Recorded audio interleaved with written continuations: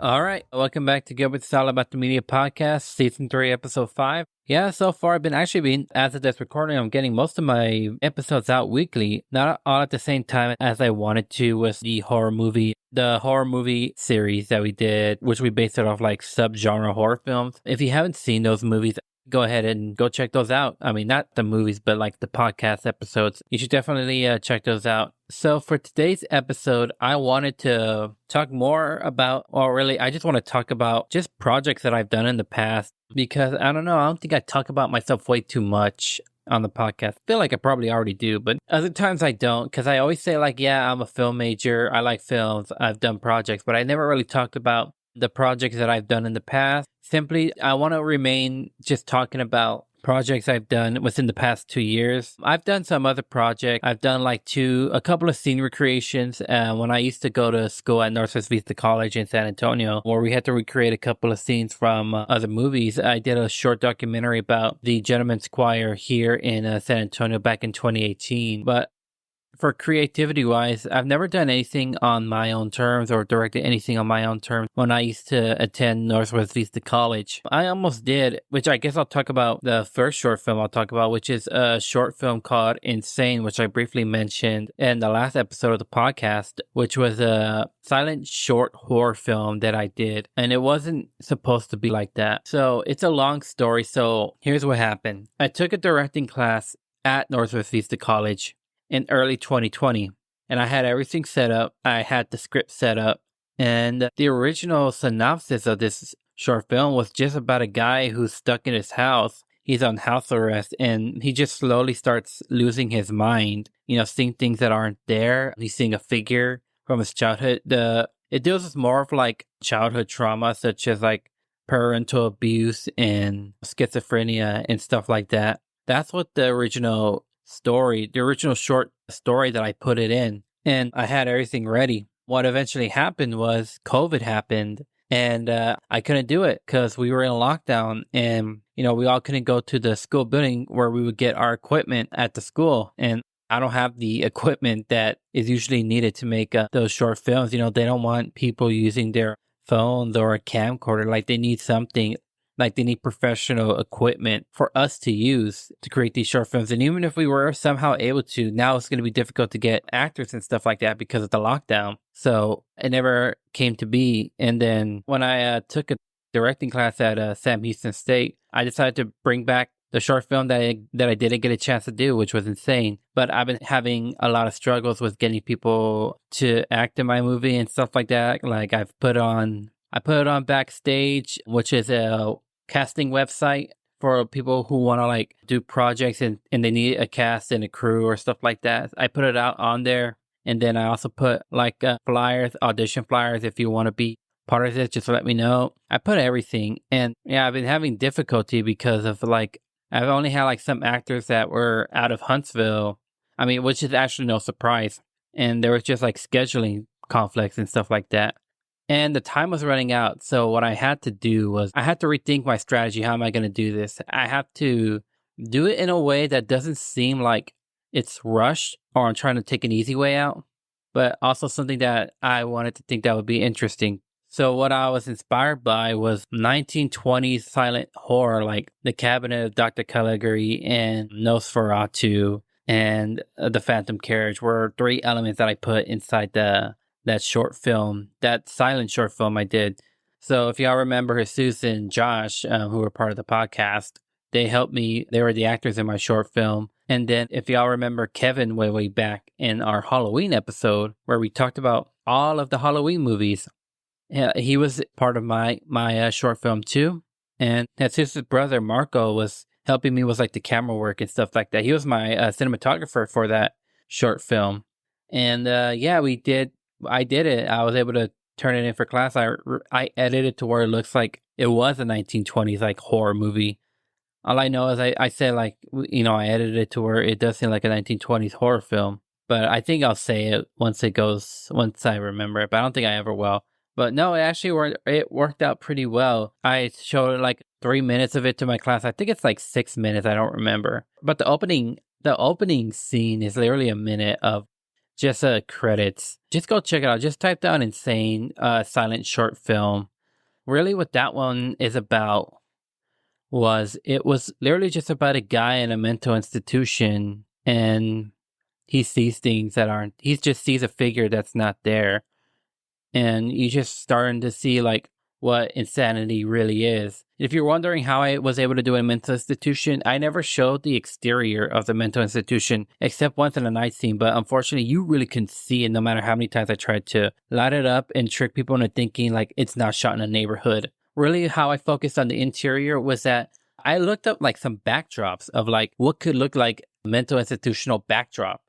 And I settled on this brick wall that it looked all grimy and stuff. And yeah, it actually worked pretty well.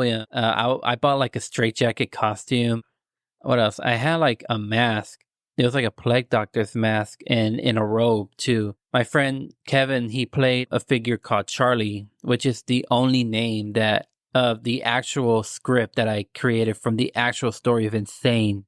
That's the only character I kept. Everybody else was named differently. Like the original main character was named Reggie, but then I had to change it to the patient. And then there's a doctor in this movie that is Seuss played. In the original script, the doctor was played by a woman, and her name was supposed to be played by a woman, and her name was Dr. Caroline Sweets. But then I just changed it to the doctor. And then there's supposed to be a father figure and some friends that I had to exclude when I redid the script. So I just put a victim in there, which that's what Josh played. He played a victim that the main character plays in like a flashback. And in that flashback, I was able to try to like do something that resembled a shadow scene from Nosferatu.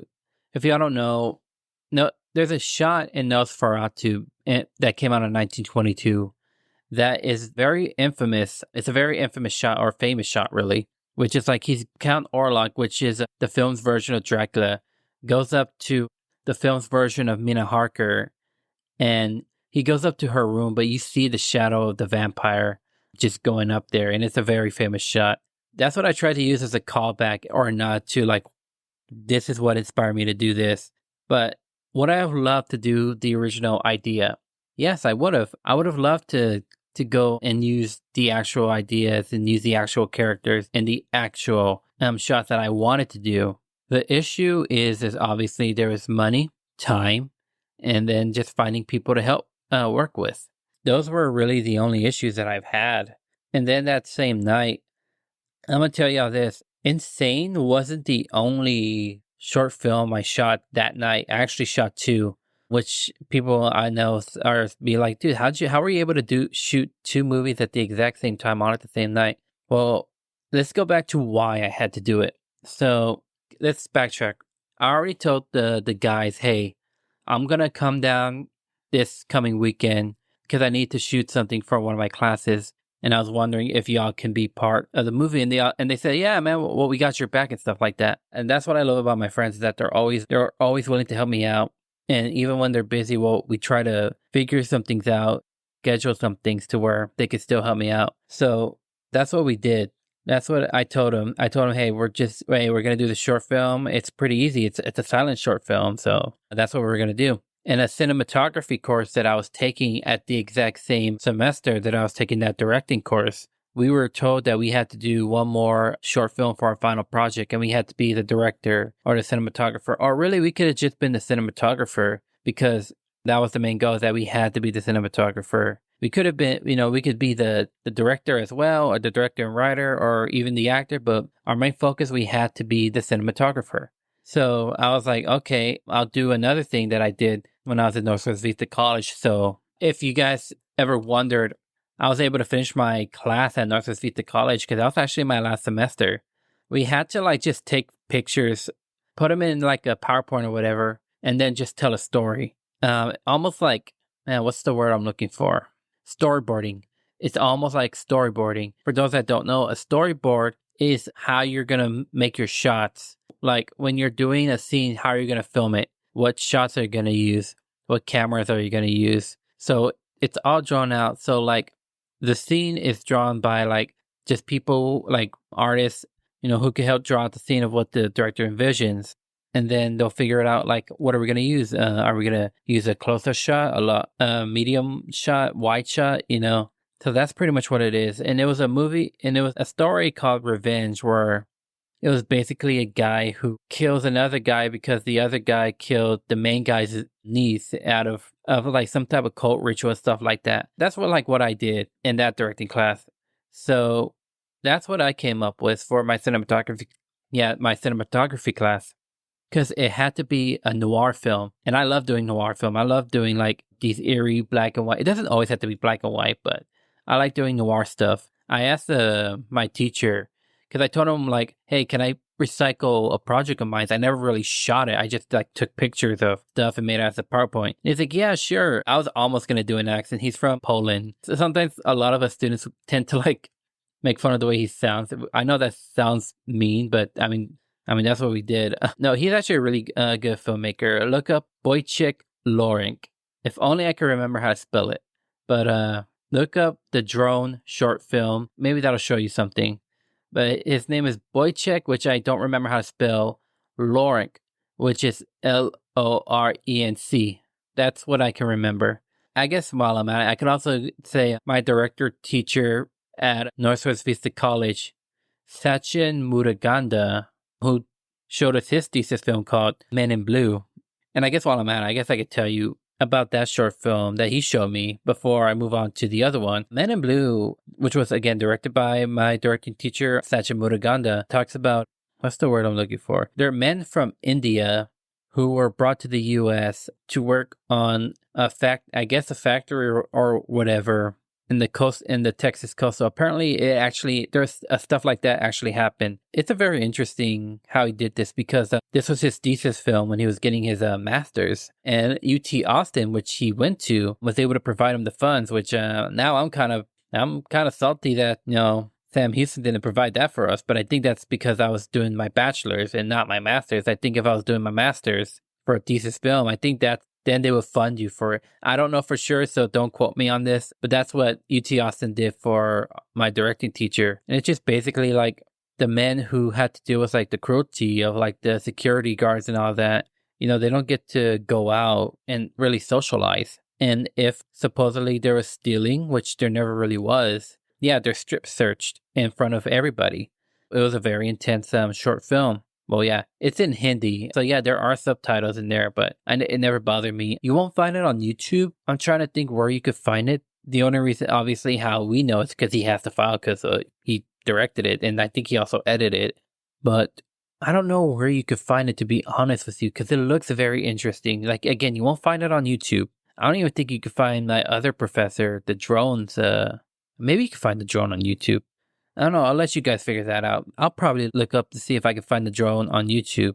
But that is a goal of mine, to actually see if I can get those two, hopefully at least one of them, on the podcast to like talk about their experience in the, as filmmakers, and as well as people who teach film to college students. And honestly, and this is the Northwest Vista College's fault. I learned a lot more at Sam Houston than I learned at Northwest Vista College, but that's because Northwest Vista College, the teachers that I had weren't entirely part of the business as the teachers that I had at Sam Houston State. Well, actually, I had one teacher who pretty much did a lot of my classes, but I felt like if I taught at Northwest Vista College, I would teach the students a lot more of what I learned from Sam Houston than what I learned there, which I said, it's not really their fault, Northwest Vista College's fault. It's just that they have a different profession that involves videography and other audio video jobs that isn't really filmmaking. It's just like learning how to edit and learning how to use sound. It's not just like for film, it's for really anything. Because my main teacher, his name was Thomas Taylor at Northwest Vista College. I had him for 4 classes. Yeah, 4 classes. And he was a videographer and an editor for the United States Air Force. That's what he really did. But he taught us how to use Avid, which is like the professional video editor software. Like a lot of film businesses and television businesses and any other videography business prefers using Avid. Dead Last, I'm pretty sure, is Premiere Pro. And then Dead Last is obviously Windows Movie Maker and iMovie and stuff like that.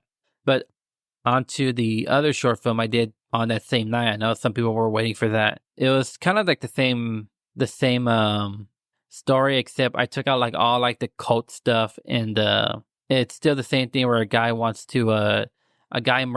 he tortures and murders this other guy for killing his niece. The other issue is that I have to show it that that it is an uncle because we are not allowed to use dialogue for this movie. We couldn't use any dialogue. So I asked my teacher, hey, is it cheating if I have like a birthday card or a world's best uncle card? He's like, no, as long as the characters aren't talking, you're good. I was like, oh, okay. So I did that. You could barely see it, unfortunately. I didn't light it enough well to where you see like the world's greatest uncle card. But yeah, that was what it is. And then my friend Josh, of course, played another victim. He played I label him as the corrupt, as the guy who murdered the other guy's niece. My friend Kevin played the guy who's getting revenge. He's called the vigilante in the short film. And then my friend Jesus played the detective who knows what's happening. But at the end of the short film, after the vigilante kills the corrupt, the detective and the vigilante, they just hide the body. And that's pretty much how it ends. Y'all can just look up Revenge and then put in my name, Gilbert Garcia. And I think it should be easy to find. Yeah, we shot those two at the exact same night. And like I said, how we were able to do it was obviously both didn't really require like dialogue. The only time I need to shoot it more than once is in case I need more than one take that I think is really good. And they were easy to edit, obviously. It was just finding a good music, which again wasn't really that hard. But I mean, like at Northwest Vista College, when you're not Northwest Vista College, at Sam used to say, when you're stacked up against very talented like student filmmakers, man. I mean, everybody helps each other out pretty much. And really, like that cinematography class wasn't just really a cinematography class. If you guys are wondering, for my non-filmmakers who don't know, or not really like my non-filmmakers, for my non-film buffs, people who don't know the ins and outs of filmmaking and stuff like that, cinematography is just the camera work. The cinematographer or the director of photography is the guy who runs the camera. He doesn't entirely hold the camera per se. He's the one who sees like the shots. He's the one who thinks like this is the lighting that we're gonna need, or this is the frame rate that's gonna be used. He's the director of the camera. There's like the director of the camera, while the director of the entire film, lets the actors know like what's happening, how this is gonna be, how you're gonna do this scene, how you're gonna act in this scene. What am I expecting from this performance? Also, making sure the entire crew is ready, while the director of photography makes sure it's like the camera's clean, there's the right shots. They need what lenses are going to be used and stuff like that. And they have two assistants: the first cameraman and the camera person, and the second assistant camera person, and a camera operator, which can also be the DP. But the camera operator, in case the DP needs to move around and check a couple of things, needs to talk to the lighting people to be like, hey, this is a little bit too bright. They also need to track down. Well, I can't get to the specifics because like then I'll have to talk about like camera stuff like ISO and f-stops and stuff like that. And that's just a lot of big words for me to say. But if you're a photographer and you're a videographer, you kind of know where I'm going with this. My mom's a photographer. She would do like a lot of yearbook stuff. She teaches media at a high school. But yeah, no, I like doing those short films. They were really fun. I'm glad like my friends agreed to do 2 short films on the exact same night. I told them, hey, we're probably going to end up doing 2 short films. And the reason why is because like I was already on my way back home to have them help me with my first short film. I knew I was going to have more trouble with my other short film, especially because like a lot of my classmates, yes, they were helping each other out, but it's also like they're trying to get their own project done. No, yeah, I love doing Insane and Revenge the exact same night. Yeah, that's it. So those were like 2 projects I did the exact same night. Actually, most of these projects I'm talking about are all going to be pretty much on the same semester, except one, which I think I'll talk about in my last segment of this podcast. But don't go anywhere, and I'll talk about more projects that I've done.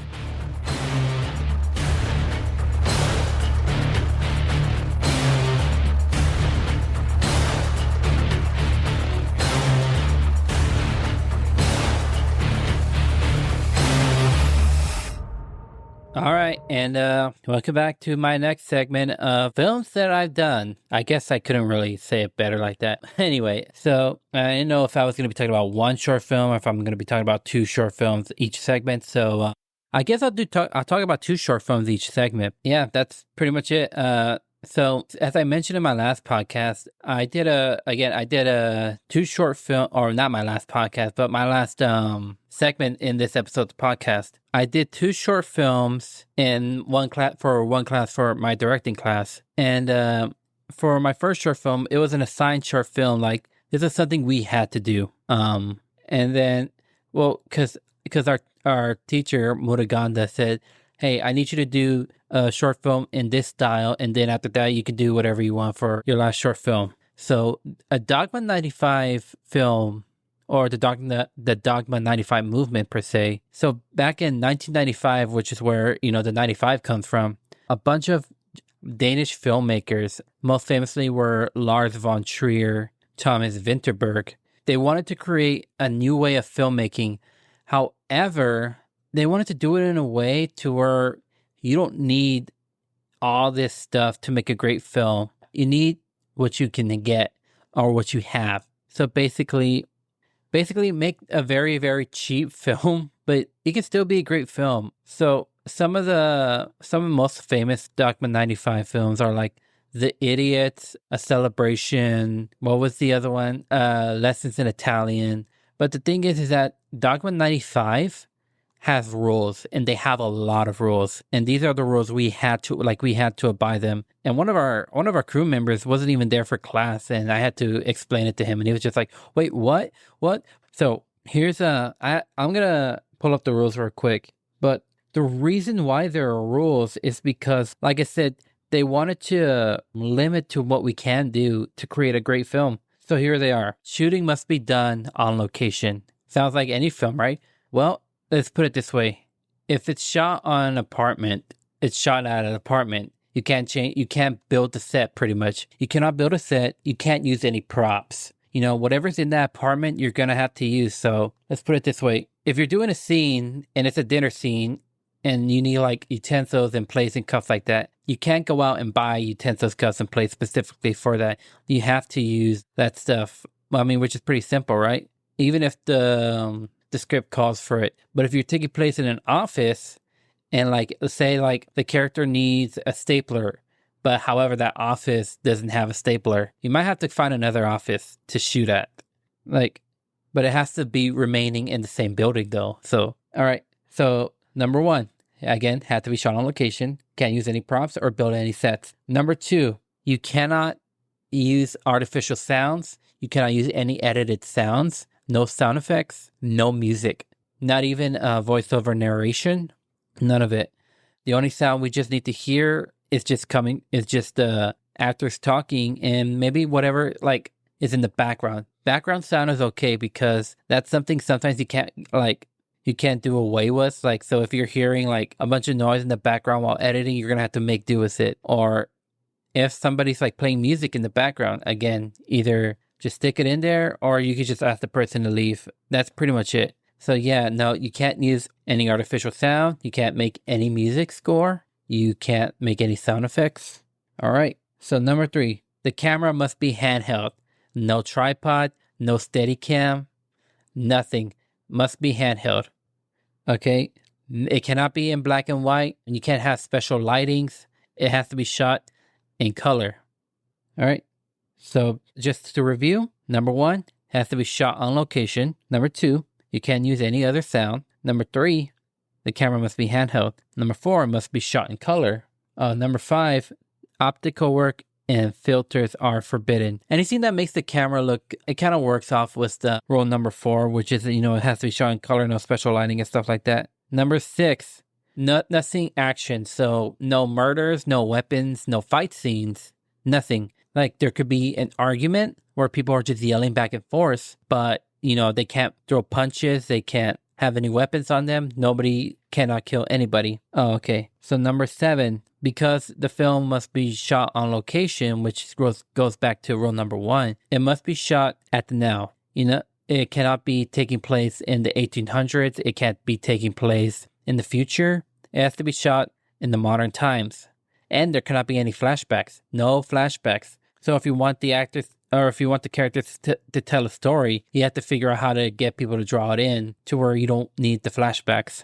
Number eight, it cannot be genre-based. No horror, Obviously, no musicals because, again, rolls back to no artificial sound, no action, no space opera. It's just like the only genre per se would usually just be comedy or drama because those are kind of like the top two. But mostly it's usually a drama film. But anything else, no, you can't. The file format must be at Academy 35 millimeters. Basically means no high-tech cameras. We use the camcorder for our film, and that's what pretty much everybody who made a Dogma 95 film in the professional world used. They use like camcorders. And lastly, the director, that's me, must not be credited. And we had to say, furthermore, I swear, as a director, to refrain from personal taste. I am no longer an artist. I swear to refrain from creating a work as I regard the instant as more important than the whole. My supreme goal is to force the truth out of my characters and settings. I swear to do so by all means available, in the cost of any good taste and any aesthetic considerations. Thus, I take my vow of chastity. So yeah, those are the rules that we had to follow, and we had to follow those rules. So now I get to talk about the Dogma 95 short film I did. It's called Dogma Ball. And yeah, I know how funny that sounds, Dogma Ball. I didn't come up with the title, but I agreed with it. The guy who wrote I think it was the guy who wrote the script, Carter, that's what was his name. I think he came up with it or somebody else. I just agreed with it. So what was this Dogma film that I had to do? So basically what he wrote was just a bunch of people, was just two guys that are having a game of basketball and they get into an argument about, one doesn't really follow the rules of really basketball. And he just likes to, how he wants to play and can make some fouls and stuff like that. And it causes tension between the two. And then they just have a huge argument. And then they're like, okay, you know what? We'll have a game and then we'll play fair. And which they did. And then they have another argument at the end of the short film. They're like, hey, where do you want to go? Let's go get Mexican. You always want Mexican food. Like, that's how it goes. My friend Eric, who I worked with at my other job when I went to Sam, him and I both broadcasted the sports game. So I asked Eric if he wanted to join. Man, he was super excited. He was like, okay, so I know my friend Eric. And you'll actually know who he is once you watch the movie. Just literally type down Dogma Ball, a Dogma 95 short. I think that's how you could find it. He asked me to say a certain word. I would have told him no. The thing is, he probably would have said that word constantly, even if I told him no, and I still would have kept it. A lot of it is very ad-lib, by the way, which means like some of the stuff they said wasn't even coming from the script. It was just coming from the actors themselves. It was my friend Eric and our classmate Jackson. By the way, I'm gonna let y'all know, when y'all watch this movie, you're like, man, these two acted like they were friends for a long time. Yeah, those two met the day of filming, and just the way they were acting around each other, I was like, I think I just made something. It's hard to believe that they didn't know each other beforehand if you watch the short. We did it twice. Well, not did it twice. We shot into two separate Mondays because of time and stuff. But the last segment, I bet when y'all watch this, it takes place at night. And I know some people are going to be like, man, it's so dark. Why didn't y'all use like the lighting and stuff like that? Well, as I said, we couldn't use any lighting. The only light we were trying to figure out how to use was our car lights to make it look like some people were there, because the street lights at the basketball court that we were filming at, either they weren't there or they didn't have street lights. I honestly don't remember. So we shot at our apartment first, and then we shot at the apartment right next to mine's. Yeah, there was a drive in between to make it look like we're at a different apartment or we're driving through a different apartment just for the basketball court. That's what the other film was. It was just basically like two guys who were playing a game of basketball, and then one gets a little carried away and the other one's just pretty salty about it. Yeah, go check it out. Dogma Ball, a Dogma 95 short film. I think that's what you'll look if once it brings it up. That was, I didn't enter it. My teacher kind of entered it in a short film in a short film festival that my school was hosting, and we were just nominated. We didn't win for the short film. If they asked me, we went up there and took our certificate just for like saying like your short film had entered in the competition. And I said, oh, okay. But they asked me if I wanted to say something. I just said what Joe Pesci said when he won his Oscar for Best Supporting Actor, which is, it's my privilege, thank you. And that's all I just said. My cinematographer, Omar Mickelson, who does really good short films, by the way, check out, I think it's called South 2 Media. South, not the letter 2, the number 2, and then media. Go check him out. He does really good short films. Omar tried to do something, but then he had to say quick. He felt a little awkward after that. But yeah, it was a great experience making that short film. But yeah, I guess I'll talk about a short film that it wasn't even a school project. It was just a personal project. But my last semester at Sam Houston State, I told my friends, hey, y'all want to make another short film that I've been trying to do? And they're like, yeah. And I try to do one of those one-shot take short films. If y'all don't know what that means, it's as if the camera just follows you and it's not edited to where it doesn't look like it's edited pretty much. It looks like it was all shot as one continuous take. Like we didn't stop rolling, we're just continue going. But that is hard, guys. It's hard. I recommend looking up how to do it first before you do it. I mean, I did too, but it's also like I wasn't taking some of the notes that I should have. But I edited to where it's like, it kind of looks one shot, but I don't know. I did the best I could. But pretty much what I was trying to do is basically like, I was trying to do something like The Exorcist, where like these two guys were just trying to exorcise the demon out of somebody. And then pretty much it. I made it also to where there's no dialogue and it's just that. Yeah, if you want to look it up, it's called Thy Name is Evil. It's pretty recent. Yeah, that's pretty much it. Look up Thy Name is Evil. I think you're going to have to put my name in there just to find that one, because I don't know if anybody else has that title. But yeah, Thy Name is Evil, Gilbert Garcia. I think that's what you're going to have to put down. Yeah, we had fun doing that one. Man, I had the same crew. It was, again, Jesus, Josh, and Kevin, and Marco, the Jesus brother. But yeah, we all just have fun doing it.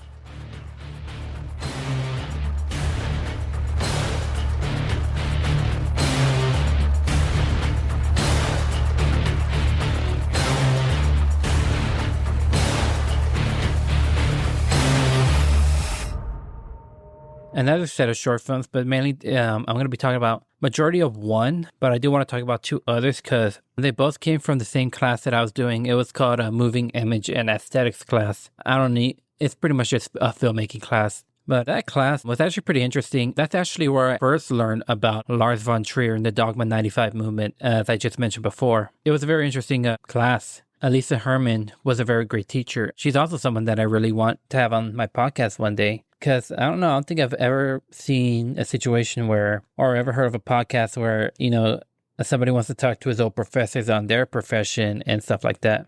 She had us do 3 short films. One had to be a 5-second short film. I call it Under the Bed, which is pretty much somebody looks under the bed and he gets dragged by something underneath the bed. It's hard to find. I mean, it's not hard to find. It's hard to look at because it's very, very dark. And you have to watch it in a dark room. If you watch it in a light room, you won't be able to see anything. So that was it. The other one was we had to make a short film, but we had to use only still images, like photographic images. We can do the images ourselves. We have to edit ourselves and stuff like that. But it can't be stuff that we pull offline. It has to be the image we created. It could even be like stuff we used on, I guess, like Adobe Illustrator and stuff like that. Like somebody did something with VR, which was very cool. I ended up doing one where somebody was interviewing Charles Manson. But I shot it as like a first person point of view where like we as the audience are the people interviewing Charles Manson. So yeah, it's called Interviewing Madness. But the main short film I want to talk about I had to work with 4 other people, 4 other guys. Shout out to, first of all, Michael Cedillo. I actually knew that guy, I think around my first year of SAM. So shout out to Michael Cedillo. Shout out to Tyler Poe. I work with that guy a lot because he also worked at the same summer camp that I work at. And he also worked at the other same job that I worked at. So yeah, I really work with that guy a lot. Shout out also to William Hearn. Him and I really don't get along at all. I'm not going to talk down about him because he actually knows what he's doing. So even though we don't get along, I respect the guy because he does good work. That's pretty much like what it is. And yeah, shout out to Brendan Smith. I don't hear a lot from him nowadays, but I know he's pretty much doing good with his life right now. So we had to do a short film. However, my teacher gave us some obstructs, which is like rules and stuff like that, what we have to have. It was based off obstructs. So obstructs are pretty much like rules and stuff. What we have to have or what we can't have or what we must use. And she based that off the rules of the 48-hour film festival, which I was also a part of, where basically there's a character, there's a character's profession, there's a line we have to use, and there's a prop we have to use. And the genre. We were also given the genre. So like with the 40-hour film festival, I guess I'll talk about that first. I was a PA for that one, production assistant. It was like a fish out of water theme. Our prop we had to use was a watermelon. They took the thing way too seriously. I was like, I enjoyed being part of it. I don't know. I was always a bit iffy on that one. I don't even remember what it's called. I just know it's just like they took the watermelon prop way too seriously. So, but was the one that we did for my class, our obstructs were the things we had to do for our film was our character had to be named Juana Gonzalez, I believe. Juana. Yeah, I know it's Juana. It could have also been Juan if we couldn't find a Juana. That was like Juan or Juana. And then that person had to be a teacher. Doesn't matter what grade or what she teaches as long as we know she's a teacher. The prop we had to use was a keychain. And the line we had to use was, "Hey Siri, tell me a joke." So what I did was, there was another short film I was trying to do and I literally started it. It was called Pain. And it was basically about a guy who's homeless. He has nothing to do but yell in a park about how he just felt life. He used to be a veteran, but then he got caught up in drugs and stuff. And then he was about to take his own life, but then he got helped by another veteran, a much older veteran, and who told him like, "Hey, look, like a lot of us, a lot of, veterans, I should say, are going to struggle. I mean, it's what happens. Not every veteran suffers from PTSD. I know my dad had it. I don't know much if my grandfather had, but a lot of veterans do. But a lot of veterans who suffer from PTSD turn to other things to calm their nerves, and it's not healthy for them." And I was starting to do it. I was starting to film that. But around that time, I got into a car accident. I came out fine, but my car didn't. And then the money I wanted to use on that short film was mainly used on like Ubers and stuff for food. Like I couldn't get that money. Like I couldn't use that money for the film equipment that I needed. And the school at the time, which was, I was at Northwest Vista College, I couldn't borrow their stuff because that project I was doing wasn't a class project. It was a personal project, but I couldn't complete it. And then the actor that I hired, we did start shooting, but then scheduling conflicts happened and we just couldn't finish it off. So yeah, that was what happened. So I decided to kind of recycle that one. I mainly kept the name Pain. So Pain is the name of the short film. And we shot it in one day, like 13, 14 hours. Oh my gosh, Megan Milano. Somehow, if you're ever going to be listening to this, Megan Milano, thank you for not backing out on us. Megan Milano was our actress that I found. Okay, so here's the thing. She was really auditioning for the Victim, the silent short film that I did, Insane. But then I asked her, "Hey, would you like to do another short film?" And then she's like, "What is it?" So I gave her the script that I wrote. And she's like, "Oh man, I want to do this one instead." I was like, "Oh, you're a lifesaver." And then I was able to find, so the story on this one is Juana Gonzalez is she's a teacher, but she used to be in the military and she still suffers from PTSD. But also, when she was in the military, her fiance was killed in action and she was also a combat medic. And the backstory is that she found her fiance dead, or not dead. He was already dying, and she tried to revive him, but unfortunately she couldn't. And like she still suffers from that. Like she's still grieving for his death. And I had to rely on the acting of Megan. At the time, I've never seen anything from Megan Milano, again, our actress. So we went into this not knowing if she was good or not. But at that time, we kind of needed to start filming this. And the reason why we shot it in one day is obviously because we had a hard time getting actors and actresses. But also once we did, some things were happening to her. Megan wasn't uncomfortable doing a film day. And I'm not putting a blame on her. It's just that she's talking about an experience she had, a bad experience of filming that she had one time before us. So I get that. So I understand that, but also, we had to do this. But I'm happy that she was still able to help us out for the next day and stuck with us that entire day. And with some of the other actors and actresses that we hired. Because, yeah, I'm glad they stuck around. I mean, we were literally far behind on schedule, and we didn't get to do as many shots as we wanted to do. And then on top of that, our audio machine is what we use to record the sound. Because in a professional setting, we don't use the camera audio. We use a separate sound. It's a sound mixing machine that has a microphone, or we call it the boomstick, and that's what records the audio from the actors.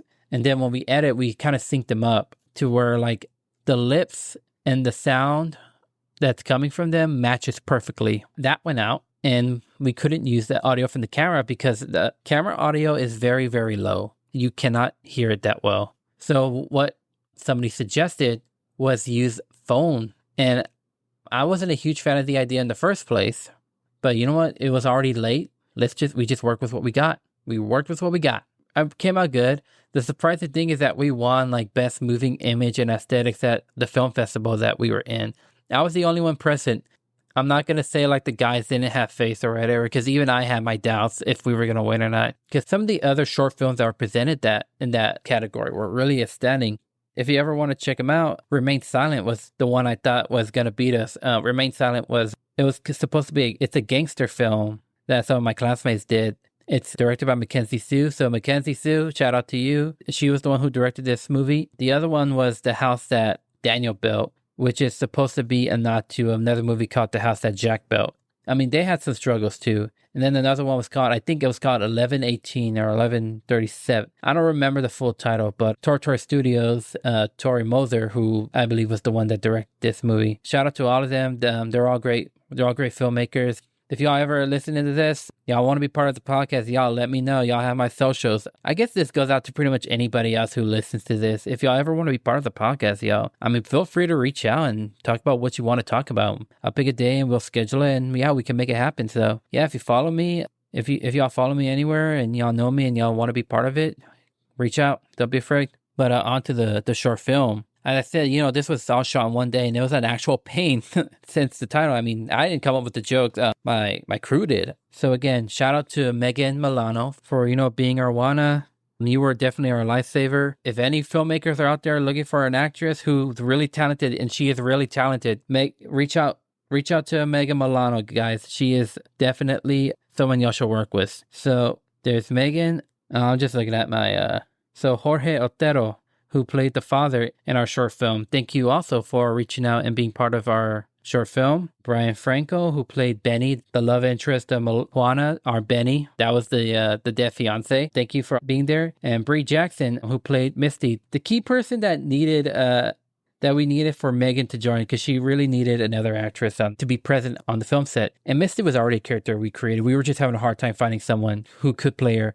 We actually hired somebody off backstage. But then apparently, I guess she got COVID. I think that's what I remember. And then she got better, but then she just didn't have time to do it. And then we were able to find Brie, and yeah, that was it.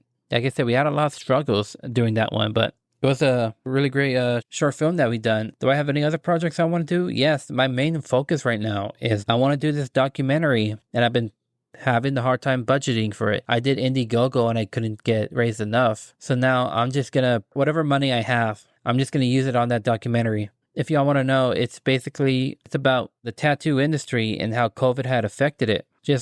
I just want to know what happened to the tattoo industry, like especially the artists, like what were they doing? How did it affect them? And especially how did the economy now, affected them as well?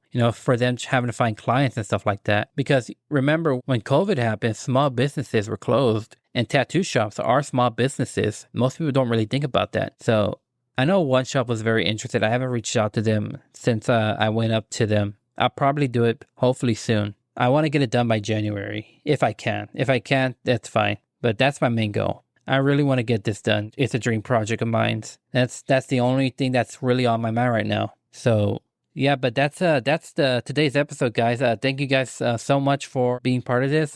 Go check out some of the short films that I've done, and of course, go check out some of the other short films that I competed with, some of my old classmate short films. They're really, really good. And I guess if I could say it again, like if anybody was listening to this and, wants to do an episode, wants to talk about like any certain shows or movies or even music and stuff like that, again, reach out to me. I'm open. I'm willing to do an episode with you. I mean, we all love having Jesus on the show. He's pretty much my co-host at this point, but I want to have more guests on the show. But yeah, that's pretty much it. You guys have a wonderful night, day, morning, whenever you listen to this. Yep, I'm signing off now.